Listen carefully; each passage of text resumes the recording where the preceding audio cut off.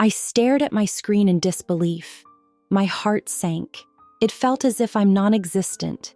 There they were, my daughter, her husband, and my precious grandson, posing with airline tickets to the Maldives.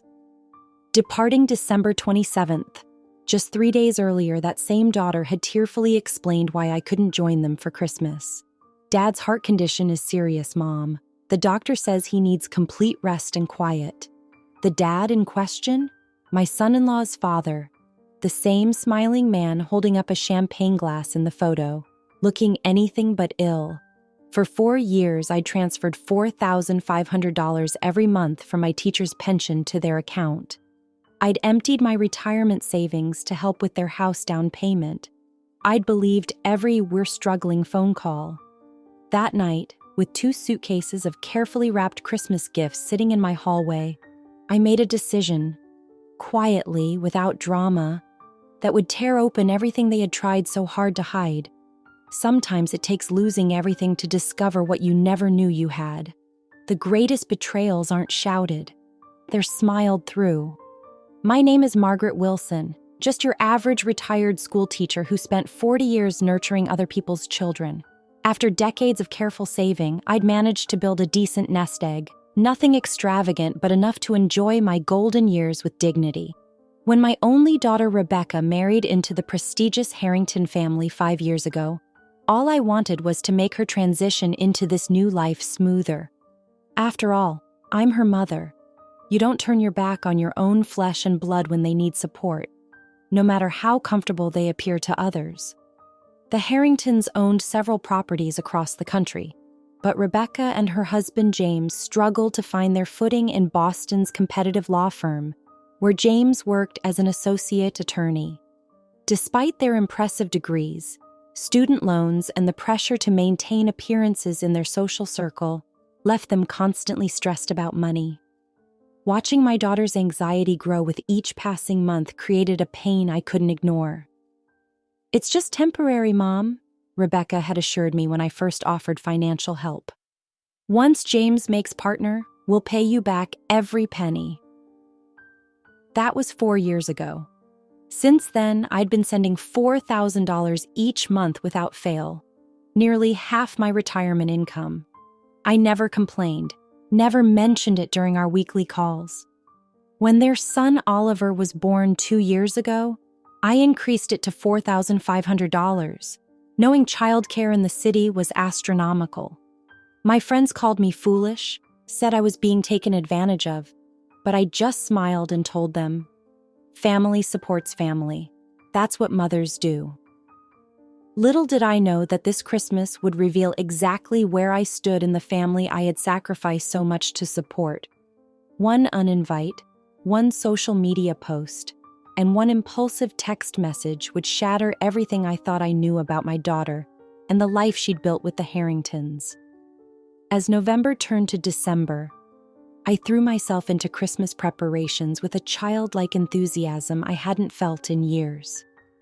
This would be my first Christmas spending the entire week at Rebecca and James's brownstone in Boston's Beacon Hill neighborhood.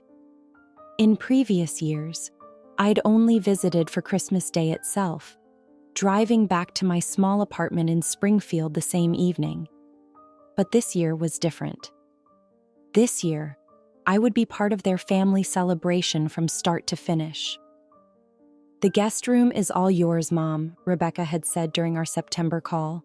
"Oliver keeps asking when Grandma is coming. He wants you to help decorate the tree." Those words had warmed my heart more than she could know. I'd immediately started planning, purchasing gifts months in advance. For Oliver, I found a hand-carved wooden train set from a local artisan, the kind of heirloom toy that gets passed down through generations. For Rebecca, I'd splurged on a cashmere wrap in her favorite shade of burgundy, something she'd admired in a boutique window during my last visit, but couldn't justify buying for herself. And for James, I'd specially ordered rare aged whiskey from a small batch distillery in Scotland, a nod to his family's heritage that he often mentioned with pride. Each gift was wrapped with meticulous care, adorned with hand-tied ribbons and personalized tags.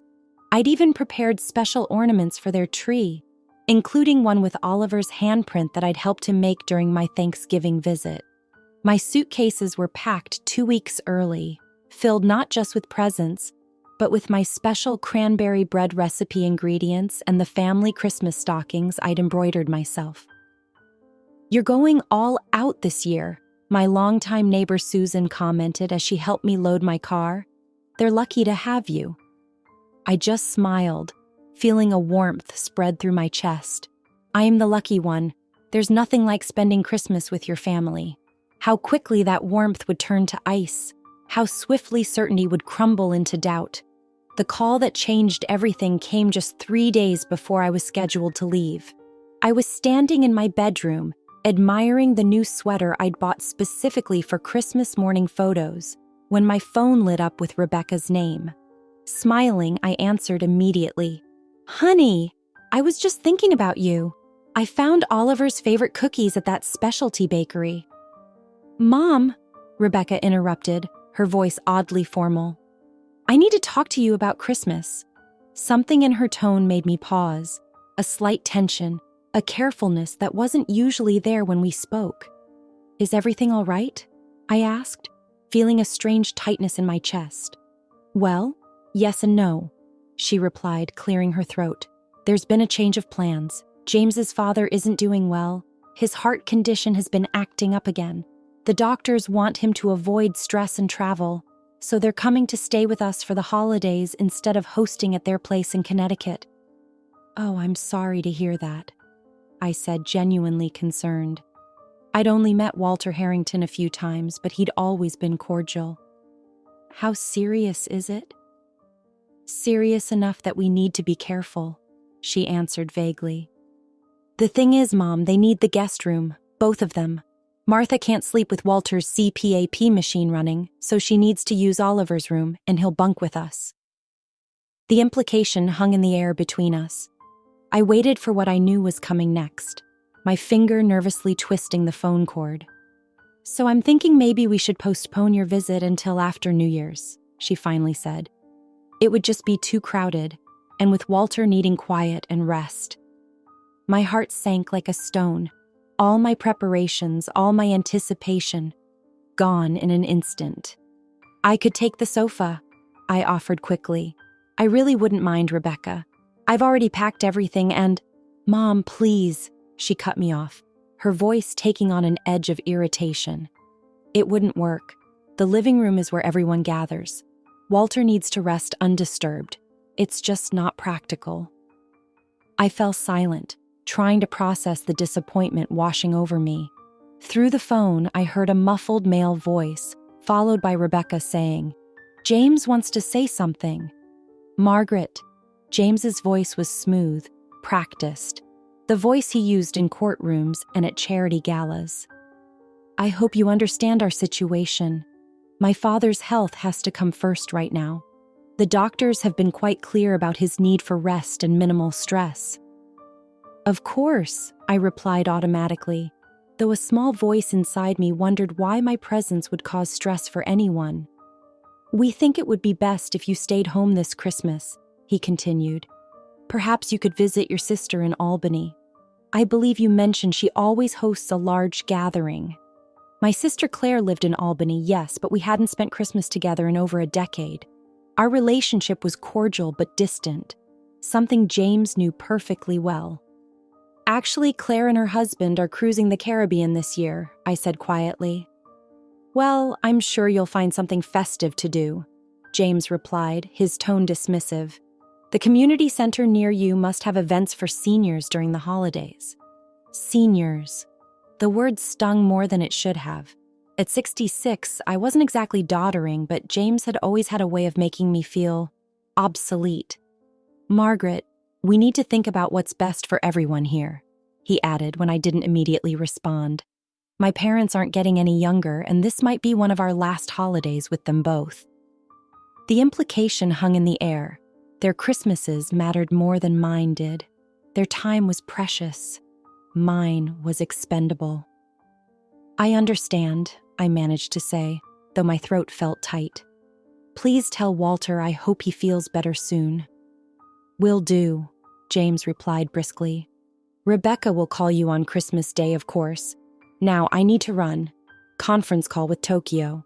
He handed the phone back to Rebecca, who sounded relieved that the difficult part of the conversation was over. "Thanks for understanding, Mom. I'll make it up to you after the holidays, I promise." After we hung up, I stood motionless in my bedroom, staring at the 2 packed suitcases by my door. The carefully wrapped presents, the handwritten recipe cards I'd planned to share with Rebecca in her kitchen, all suddenly useless. Something about the conversation niggled at me. Something felt off. But I pushed the feeling aside, telling myself I was being paranoid. If Walter truly was unwell, of course they needed to prioritize his comfort. Still, as I unpacked my clothes with trembling hands, I couldn't help but feel like I'd just been erased from my own family's Christmas. That night, I barely slept. Something about James's explanation kept circling in my mind like a persistent fly. Walter Harrington had a heart condition, yes, this wasn't news. But the last time I'd seen him at Oliver's birthday party just 2 months ago, he'd been boasting about his new exercise regimen and improved health markers. "The doctors are amazed," he'd told me, puffing his chest proudly. "Said I have the heart of a much younger man now." By morning, curiosity had gotten the better of me. I opened my laptop, a gift from Rebecca last Christmas to help me stay connected, and navigated to Facebook. I rarely used social media, but I did occasionally check in to see photos of Oliver that Rebecca posted. As I scrolled through Rebecca's friends list, I paused at a name I recognized: Charlotte Harrington, James's younger sister. Charlotte and I had always gotten along well. She lacked the pretension that characterized most of the Harrington family. On a whim, I clicked on her profile. Charlotte's recent post, dated just yesterday, made my blood run cold. "So excited to get some winter sun. Maldives, here we come. The whole family together for 2 weeks of paradise after Christmas at Becca and James's. Mom and Dad are beyond thrilled to finally visit their dream destination. Family vacation. Maldives 2025. No snow for us." Attached was a photo of printed airline tickets and a resort brochure. I zoomed in, hands shaking. The departure date was December 27th, just 2 days after Christmas. Walter and Martha weren't just spending Christmas with Rebecca and James. They were all heading to the Maldives afterward.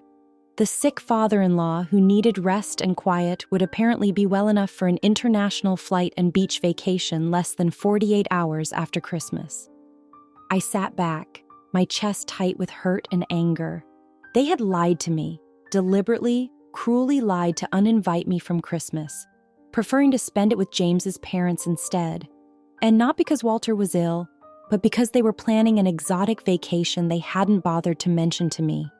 Was I so embarrassing, so burdensome, that they would fabricate a medical emergency rather than include me? The $4,500 I sent each month, money from my teacher's pension that I'd worked decades to earn, apparently bought me nothing, not even basic honesty from my own daughter. I closed the laptop, tears burning in my eyes. For several minutes, I just sat there, the betrayal washing over me in waves. Then, with hands that barely felt like my own, I reopened the computer and navigated to my online banking portal.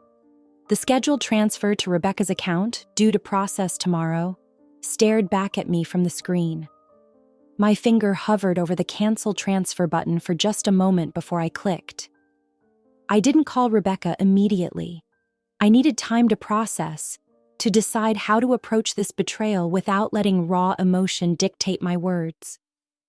For 3 days, I went through the motions of my life, teaching my Thursday watercolor class at the senior center, attending my book club meeting, preparing a simple Christmas meal for one, all while carrying the weight of this new knowledge.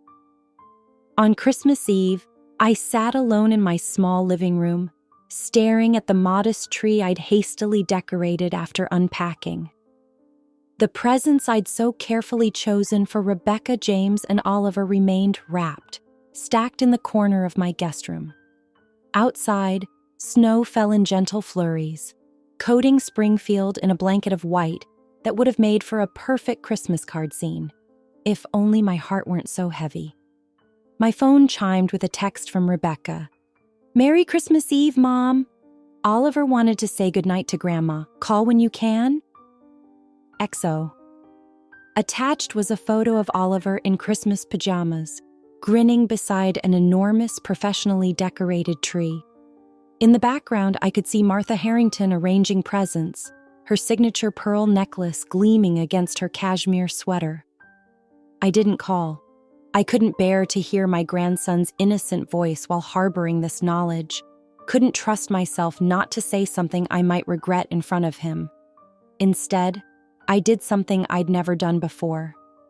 I composed a text message to James, not Rebecca. Direct and unflinching. "James, I know about the Maldives vacation. I know Walter isn't ill. I would have appreciated honesty rather than being uninvited from Christmas with a lie about your father's health. After years of supporting your family financially and emotionally, this feels like a betrayal I can't ignore." I hit send before I could second-guess myself, then turned off my phone and went to bed, exhausted by the weight of unspoken words and unacknowledged hurt. Christmas morning dawned bright and cold. I allowed myself to sleep late, something I rarely did. When I finally turned my phone back on around noon, it exploded with notifications. 5 missed calls from Rebecca, 3 from James, 7 text messages, each more frantic than the last. The final one, sent just 20 minutes earlier, read simply, "Mom, please answer your phone. We need to talk. It's not what you think." But it was exactly what I thought. And for the first time in my life, I wasn't rushing to smooth things over, to maintain peace at the expense of my own dignity. This time, they would have to face what they'd done. With steady hands, I navigated again to my banking app and made a decision that would change everything. The recurring transfer that had been automatically sending $4,500 to Rebecca and James's account on the first of every month for the past 4 years, I canceled it completely. Not just January's payment, but the entire arrangement. Then I blocked both their numbers and turned off my phone again. Some might call it petty. My friend Susan certainly did when I confided in her over coffee the day after Christmas. "Margaret, don't you think you're overreacting?" she asked, stirring her latte. "They made plans without you. It hurts, I get it, but cutting them off financially seems extreme." I shook my head, surprising myself with the calm certainty I felt. "It's not about the vacation, Susan. It's about the lie. They could have simply told me they wanted a Christmas with just his parents before their trip. Instead, they invented a medical emergency, knowing I wouldn't question it." "But the money—" "The money was never a loan," I interrupted. "It was support freely given because I wanted to help them establish themselves. But I've realized it's created a dynamic where they feel entitled to it while simultaneously resenting me for providing it. That stops now." Susan looked skeptical. "They're going to be furious." "Probably," I agreed. "But I'm done measuring my worth by how much I can give before receiving basic respect in return." For 3 full days, I experienced a strange kind of peace.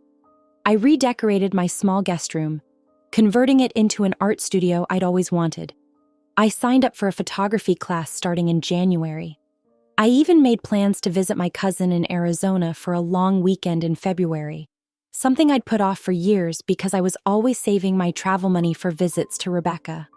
Then, on December 29th, 2 days after they were supposed to depart for the Maldives, my doorbell rang.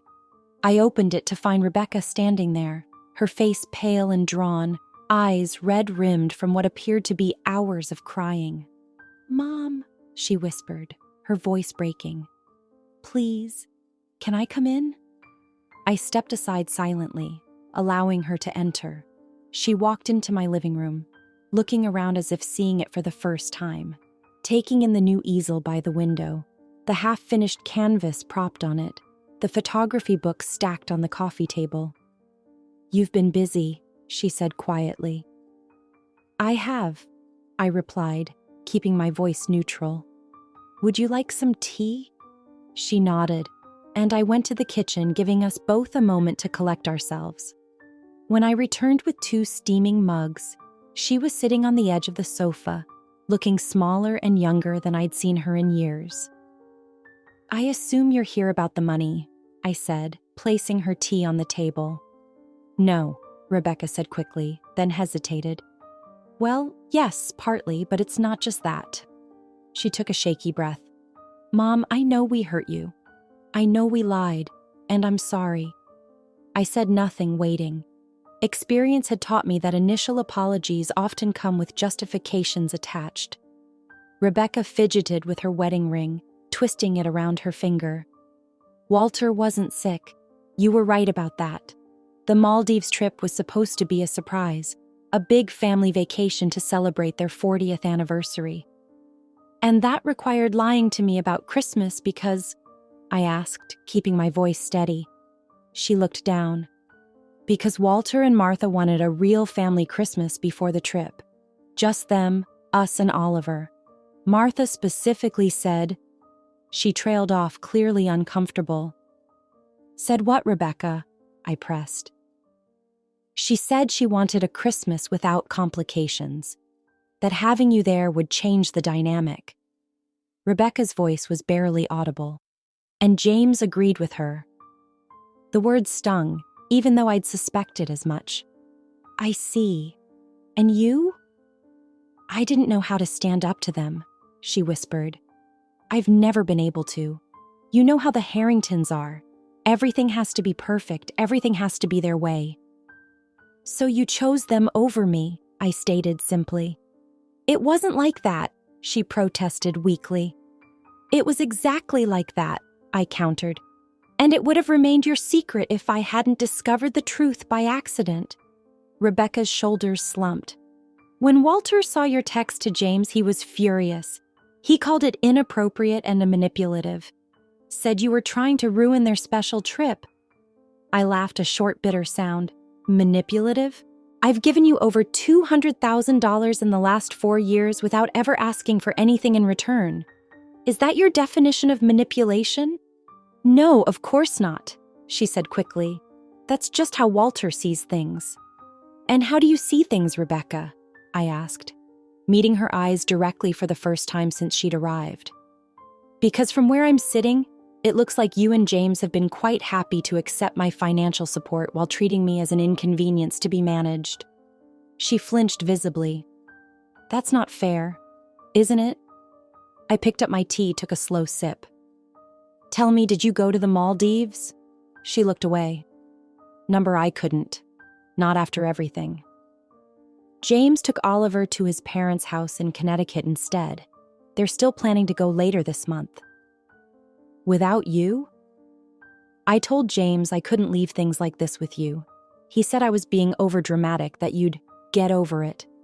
And what about the money? I asked, unable to keep the edge from my voice. Will I get over that too? Rebecca's face crumpled. We need that money, Mom, you know we do.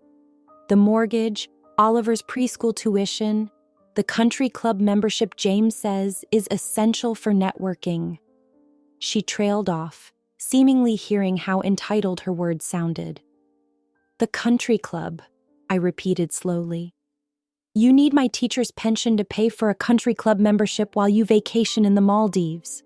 It's not like that, she protested weakly.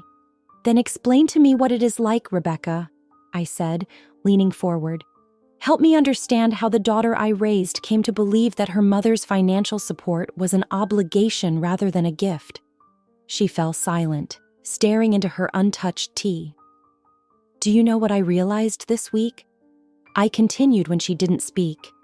I realized I've been enabling a lifestyle neither of you can actually afford. I've been subsidizing your membership in a social circle that apparently considers me an embarrassment, too common to include in their precious family Christmas. Mom, that's not... Do you remember when you and James were first married? I interrupted. Your apartment in Cambridge with the leaky faucet and the temperamental heating? You were happy then. You cooked dinner together instead of hiring a chef for parties. You took the subway instead of Ubers. You were building something real." "We were struggling," she mumbled. "Everyone struggles at the beginning," I said. "It's part of building a life together. But I shortcut that for you. I thought I was helping, but I was just insulating you from reality." Rebecca looked up sharply. "So this is punishment? Cutting us off to teach us a lesson?" I shook my head. "No, sweetheart. This is me finally understanding that my support has become a crutch that's crippling you. And it's me finally valuing myself enough to say that I deserve better than lies and exclusion from the people I love most." Tears filled her eyes. "What am I supposed to do? James will be furious. He's already talking about having to sell the house if your payments don't resume." "That sounds like a conversation between you and your husband," I said gently. "One that's long overdue." "You don't understand the pressure I'm under," she whispered. "The expectations. Martha watches everything I do, critiques every decision. James gets so angry when I disappoint his family." The desperation in her voice struck a chord within me. For the first time, I wondered if there was more to this situation than I'd realized. "Rebecca," I said carefully, "when you say James gets angry, what exactly do you mean?" She tensed visibly, her fingers clutching the mug so tightly her knuckles whitened. "He has high standards. His family has high standards." "That's not what I asked." "He yells," she admitted quietly. "He breaks things sometimes. Never hits me," she added quickly. "But he can be scary when things don't go his way." I felt a chill run through me. "How long has this been happening?" "Since the firm passed him over for partner last year," she whispered. "He says it's my fault, that I don't network well enough, that I embarrass him at firm events. That's why he's so insistent on the country club, on maintaining appearances." She looked up, her eyes haunted. "The trip to the Maldives was his idea of impressing his parents, showing them he's successful despite the partnership setback." "A trip you can't afford," I stated, not as a question. She nodded miserably. "It's all on credit cards. James says image is everything in his field, that we have to look successful to become successful." Suddenly, the pieces fit together in a new and troubling pattern. My daughter wasn't just spoiled or entitled. She was trapped in a marriage with a man whose ego and family expectations had created a dangerous pressure cooker. "Rebecca," I said gently, "do you feel safe at home?" She didn't answer immediately, which was answer enough. "Oliver," I continued, "is he okay?" "James would never hurt him," she said quickly. "He adores Oliver, but Oliver sees and hears things he shouldn't," I finished for her. She nodded, a tear slipping down her cheek.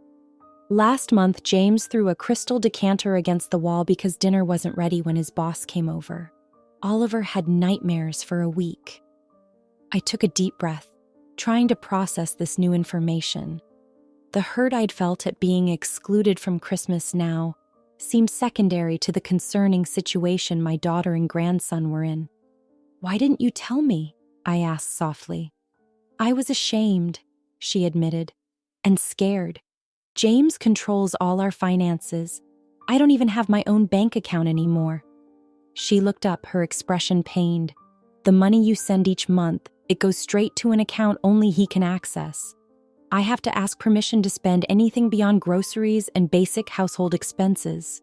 The control, the isolation, the financial dependence, classic signs of abuse I'd recognized in others during my years as a teacher, but had somehow missed in my own daughter's marriage.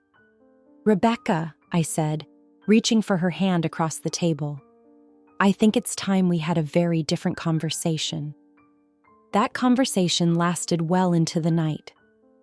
Rebecca revealed years of controlling behavior that had escalated into emotional abuse. How James had gradually isolated her from friends, monitored her phone, criticized her parenting, and created a household where she walked on eggshells to avoid his explosive temper. "I didn't even want to cancel your Christmas visit," she confessed, her voice small in the dimly lit room. But James and his mother insisted. When I tried to argue, he took my phone and said he'd handle it. Is that why you sounded so strange on the call? I asked, memories shifting and realigning with this new understanding. She nodded. He was standing right there, gesturing what I should say.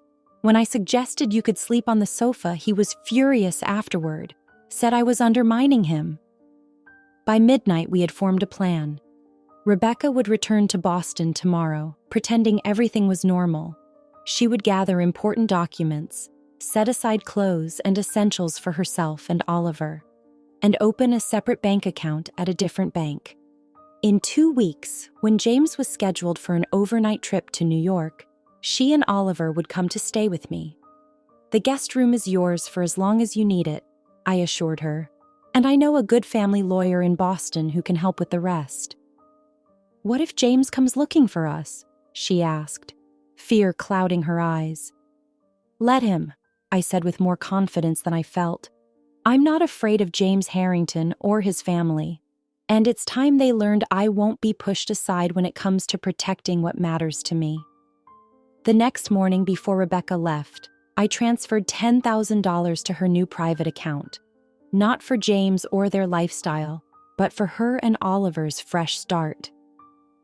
This isn't the same as before, I told her firmly.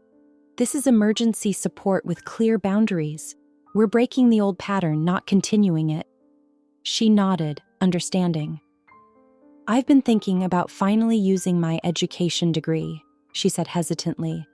James wouldn't let me start teaching after graduation because he said it wasn't prestigious enough for a Harrington spouse, but it's what I've always wanted to do. The local elementary school is always looking for good teachers, I replied, feeling a spark of hope for the first time in days. As I watched her drive away, I felt both terrified and strangely empowered. The holiday that had begun with betrayal and heartbreak was ending with clarity and purpose. The pain wasn't gone. It might never fully disappear, but it had transformed into something productive, a catalyst for necessary change. 2 weeks later, true to our plan, my doorbell rang again. This time, when I opened it, Rebecca stood there with Oliver clutching her hand and 2 hastily packed suitcases beside them. We made it, she whispered, stepping into my embrace. 6 months have passed since that night. Spring has given way to summer, and with it, new beginnings have blossomed in unexpected ways. Rebecca now teaches 3rd grade at Springfield Elementary, just 3 blocks from my apartment. The joy I see in her when she talks about her students reminds me of the passionate young woman she was before the Harringtons' influence dimmed her light. Oliver attends the school's summer program, where he's made real friends, not just the carefully selected children of James's colleagues. The divorce proceedings haven't been easy. James initially refused to accept that Rebecca was serious, then turned vengeful when he realized she wouldn't return. His family's influence and connections have made the legal battle more complicated than it should be, but Rebecca hasn't wavered. Strengthened by a support system of my friends, her new colleagues, and a domestic violence survivors group that has helped her recognize and process the years of emotional abuse. I still help them financially, but differently now.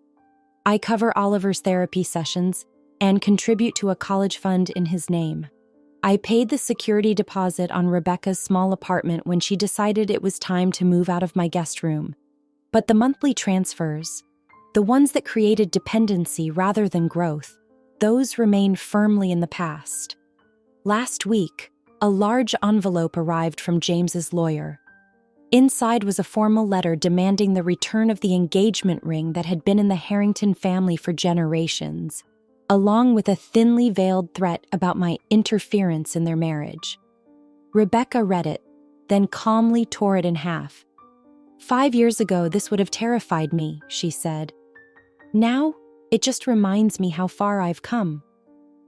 We celebrated her birthday last month with a simple backyard barbecue.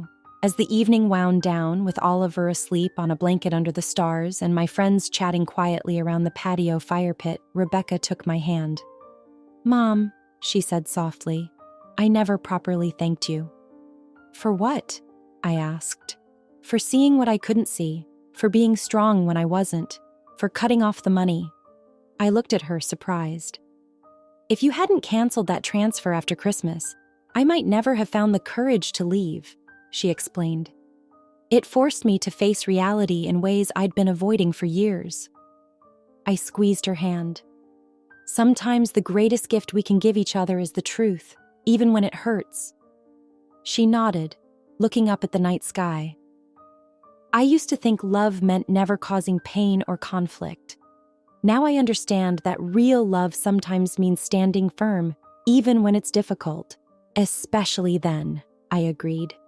As I look back on that painful Christmas betrayal, I realize it wasn't an ending but a beginning.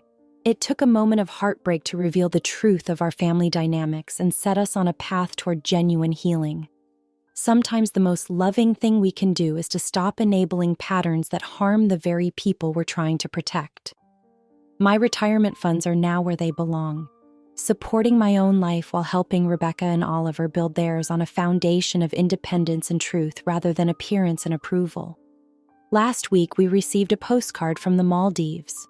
Walter and Martha Harrington had finally taken their anniversary trip, with James accompanying them as the dutiful son. Rebecca placed it on our refrigerator, next to Oliver's latest artwork, and we both had a good laugh. What once would have devastated us now barely registered as important. You know what, Mom? Rebecca said, smiling as she made us both coffee. I think we got the better end of the deal. Looking at my daughter, confident, healing, and finally becoming her true self, I couldn't help but agree.